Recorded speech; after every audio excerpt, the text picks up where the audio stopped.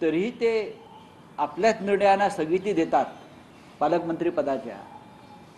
हे आश्चर्य आहे. एरवी कडक कठोर शिस्त सहन करणार नाही, बेशिस्त वगैरे, बरं का, मी राज्य चालवतोय. मग पालकमंत्र्यांच्या संदर्भातल्या निर्णयांना स्थगिती देण्याची वेळ का आली? कारण काय?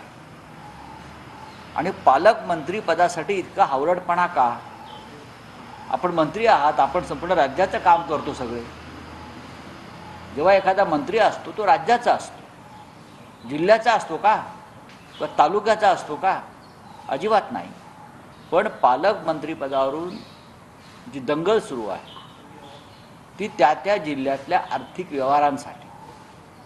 नाशिकमध्ये कुंभमेळ्याचं फार मोठं बजेट आहे, म्हणून कोणाला तरी नाशिकचं पालकमंत्रीपद हवं आहे. रायगडचे व्यवहार सगळ्यांना माहिती आहेत, सधन जिल्हा आहे. अनेक बाबतीत उद्योग आहेत, इंडस्ट्री आहे.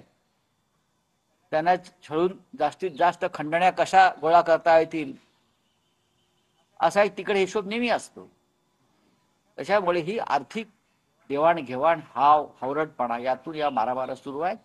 आणि मुख्यमंत्र्यांनी आपला निर्णय स्थगित करून मी एक हतबल मुख्यमंत्री आहे, लाचार मुख्यमंत्री आहे, हे दाखवून दिले. आता त्याच्यावरती सर्वांस हस्तक्षेप केलेला आहे. इतकं शिंदेचं महत्व आजही आहे का केंद्रात? नाही, मला किती महत्व आहे माहीत नाही, पण ह्याच्यामधून जर केंद्रानं हस्तक्षेप केला असेल तर दिल्लीनं मुख्यमंत्र्यांच्या निर्णयात हस्तक्षेप केलाय. आम्ही जे म्हणतो हे सरकार दिल्लीतून चालवलं जात आहे महाराष्ट्राचं, मग शिंदे असतील, फडणवीस असतील किंवा अजित पवार असतील, हा कलसूत्री बावले आहेत आणि त्यांचे दोरे जे आहेत त्यांच्या हातापायांना बांधलेले, हे दिल्लीतून नाचवले जात आहेत. हे आज पुन्हा एकदा सिद्ध झालेलं आहे की मुख्यमंत्री निर्णय घ्यायचा प्रयत्न करतायत, मुख्यमंत्री सरकारमधील गुंडागर्दी मनमानी मोडण्याचा प्रयत्न करतायत आणि दिल्ली रस्त्यावरती येऊन पालकमंत्रीपदासाठी दंगल करणाऱ्यांच्या बाजूने उभी आहे. महाराष्ट्रामध्ये हे जे चाललंय यापूर्वी कधी घडलं नव्हतं की पालकमंत्रीपदासाठी दंगल.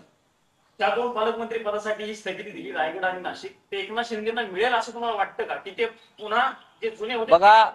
बघा, महाराष्ट्रातून दिल्लीला कोण जास्त थैल्या देत आहे त्याच्यावरती त्या नेत्याचं वजन दिल्लीत ठरतं.